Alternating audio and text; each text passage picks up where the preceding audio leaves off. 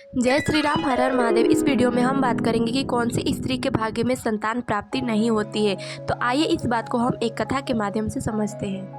एक बार माता लक्ष्मी भगवान विष्णु जी से बोली, हे प्रभु, मेरे मन में 3 प्रश्नों को लेकर संशय हो रहा है, कृपा कर आप उसे दूर करें। भगवान विष्णु बोले, हे देवी, आपके मन में कैसा संशय है, कैसे प्रश्न उठ रहे हैं, निसंकोच होकर हमसे कहिए। तब माता लक्ष्मी बोली, हे प्रभु, पहला तो यह कि किस स्त्री के भाग्य में संतान सुख की प्राप्ति नहीं होती है, दूसरा कौन सी स्त्री समय से पहले विधवा हो जाती है, तथा तीसरा प्रश्न है, स्त्री को कौन सा श्रृंगार करना चाहिए जिससे उसे स्वर्गलोक में स्थान प्राप्त हो। तब भगवान विष्णु जी माता लक्ष्मी जी के प्रश्नों का निवारण करते हुए बोले, हे देवी, मैं आपको एक कथा सुनाता हूँ, यह कथा पूरा सुनिएगा। इस कथा को सुनने मात्र से स्त्रियों को धन्य धान्य व परिवार में प्रसन्नता बनी रहती है। हे देवी, इस कथा के माध्यम से ही आपको आपके तीनों प्रश्नों का उत्तर मिल जाएगा। एक समय मध्य देश के एक छोटे से नगर में एक सेठ रहा करता था। उस सेठ के 2 पुत्र भी थे। सेठ के घर में किसी चीज की कोई कमी नहीं थी, लेकिन जो सेठ की पत्नी थी वह बहुत ही दुष्ट स्वभाव की थी। समय आने पर सेठ ने अपने दोनों पुत्र का विवाह कर दिया। जब दोनों बहुएं घर आई तो सेठानी अपनी बड़ी बहू को ज्यादा प्रेम करती थी, क्योंकि वह बहुत अमीर घर की बेटी थी तथा दहेज में बहुत सारा सोना व उपहार लाई थी, जबकि छोटी बहू बहुत ही सामान्य घर की थी, अतः वह बड़ी बहू जितना दहेज अपने मायके से नहीं लाई थी। इसी कारण लालची सेठानी अपनी छोटी बहू को बिल्कुल भी पसंद नहीं करती। समय बीतता गया और दोनों बहुओं को संतान की प्राप्ति हुई। बड़ी बहू को पुत्र रत्न और छोटी बहू को पुत्री रत्न की प्राप्ति हुई। इसके बाद तो सेठ की पत्नी सेठानी अपनी छोटी बहू से पहले से और अधिक नाराज रहने लगी तथा घृणात्मक भाव से अपनी छोटी बहू को देखने लगी। वहीं सेठानी अपनी बड़ी बहू से और अधिक प्रेम करने लगी, क्योंकि उसने एक पुत्र को जन्म दिया था। सेठानी अपनी छोटी बहू, जिसका सुकन्या नाम था, दिन भर ताने देती। छोटी बहू चुपचाप अपने सास का अत्याचार सहन कर अपना काम करती। वह भगवान विष्णु की परम भक्त तथा एक पतिव्रता नारी थी। एक दिन सेठानी अपनी छोटी बहू सुकन्या से बोली, मैं मंदिर जा रही हूँ, मेरे मंदिर आने से पहले ही भोजन बन जाना चाहिए, क्योंकि मैं मंदिर से आते ही सबसे पहले भोजन करूंगी और अन्न का एक भी दाना बेकार नहीं होना चाहिए। इतना कहो सेठानी मंदिर चली गई तथा छोटी बहू भी जल्दी जल्दी भोजन बनाने में लग गई। छोटी बहू भोजन बनाते हुए सोचने लगी, मैं कितना भी काम करती हूँ, लेकिन मेरी सास कोई न कोई बहाना लेकर हमेशा मुझे ताना देती रहती है। यही बात सोच ही रही थी कि दरवाजे पर कोई ब्राह्मण भोजन मांगने आ गए। इस पर छोटी बहू ने सोचा, अगर मैं इस ब्राह्मण को भोजन करा दिया और मेरी सासू माँ को पता चल गया तो वे मुझे पर बहुत अधिक क्रोध करेंगी। लेकिन थोड़ी देर विचार करने के बाद छोटी बहू ने यह सोचा कि अगर मैं सासू माँ के डर से द्वार पर आए हुए ब्राह्मण को बिना भोजन कराए ही वापस भेज दूंगी तो यह उनका अपमान होगा तथा मुझे बहुत बड़ा पाप लगेगा। इतना कहकर छोटी बहू ब्राह्मण को घर के आंगन में बैठाकर भोजन कराने लगती है। उसकी सास यानी सेठानी मंदिर से घर आ जाती है तथा एक ब्राह्मण को भोजन करता देख छोटी बहू पर क्रोधित हो जाती है और चिल्लाते हुए बोलती है, क्या मेरा घर कोई भंडारशाला है जो राह चलते किसी को भी उठाकर भोजन करा रही हो? तथा वह ब्राह्मण का भोजन छीनने लगी। इस पर छोटी बहू बोली, भोजन मैं अपने हिस्से का करा रही हूँ, द्वार पर आए किसी भी ब्राह्मण को बिना दक्षिणा दिए भेजना पाप है। इतना सुन सेठानी ब्राह्मण का भोजन छीनकर फेंक देती है तथा ब्राह्मण को घर से बाहर निकाल देती है तथा छोटी बहू से बोलती है कि मैंने कहा था न कि अनाज का एक भी दाना बर्बाद नहीं होना चाहिए। और सेठानी इतना कह अपनी छोटी बहू को भी घर से बाहर निकाल देती है। छोटी बहू का पति व्यापार के काम से नगर के बाहर गया हुआ था। सेठानी अपनी छोटी बहू को घर से बाहर निकालकर घर का द्वार बंद कर देती है। अतः छोटी बहू द्वार पर बैठी रही तथा अपनी सास से द्वार खोलने के लिए बार बार आग्रह करती रही, किंतु जब उसकी सास ने द्वार नहीं खोला, बहुत देर बीतने के बाद छोटी बहू अपने मायके जाने लगती है। मायके जाते समय एक जंगल पड़ता था।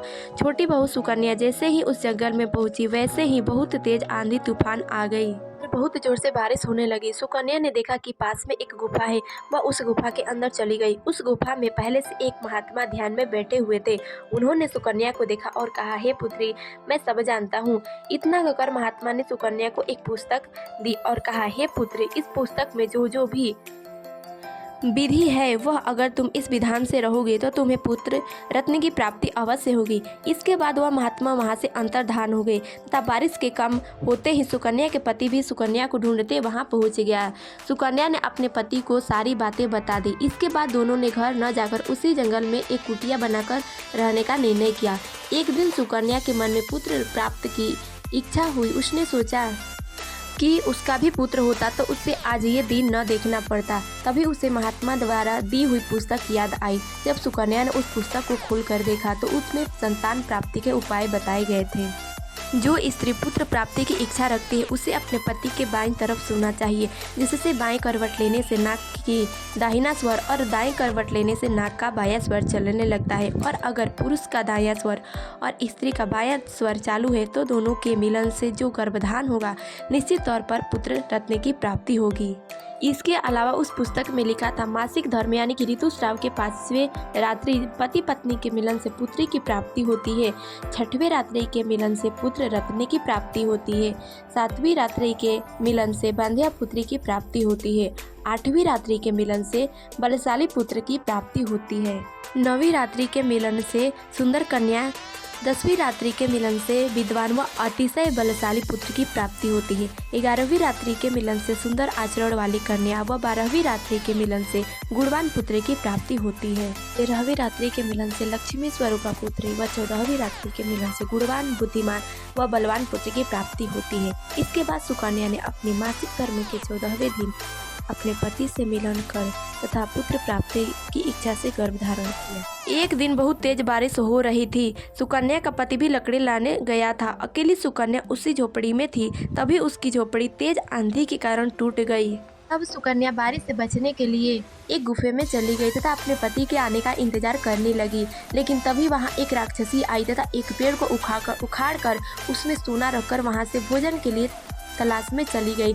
सुकन्या ने जब यह दृश्य देखा तो उसने उस पेड़ के पास से थोड़ा सोना ले लिया। तब तक उसका पति भी लकड़ी लेकर आ पहुंचा था। सुकन्या ने उस सोने के बारे में अपने पति को सब कुछ बता दिया। दोनों सोना लेकर अपने घर पहुंचे। तब सुकन्या ने वह सारा सोना अपनी सास को दे दिया। जब सास ने सोने के बारे में पूछा तो सुकन्या ने सारी बात अपनी सास को बता दी। सास बोली, अरे मूर्ख, इतना कम सोना क्यों लाई? मैं रहती तो बहुत सारा सोना उठा लेती।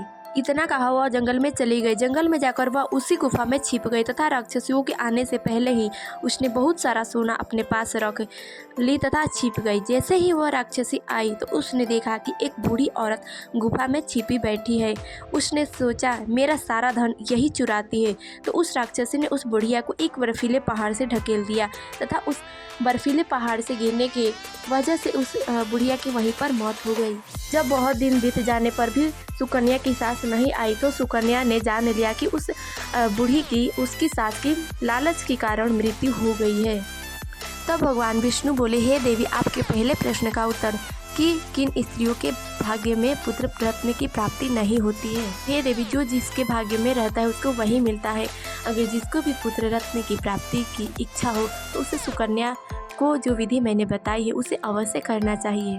भगवान विष्णु बोले, हे देवी, आपका जो दूसरा प्रश्न था कि कौन सी स्त्री समय से पहले विधवा हो जाती है, तो इसका उत्तर है जो स्त्री बहुत ही ज़्यादा लालची होती है तथा अपने चरित्र की परवाह नहीं करती, वह समय से पहले विधवा हो जाती है।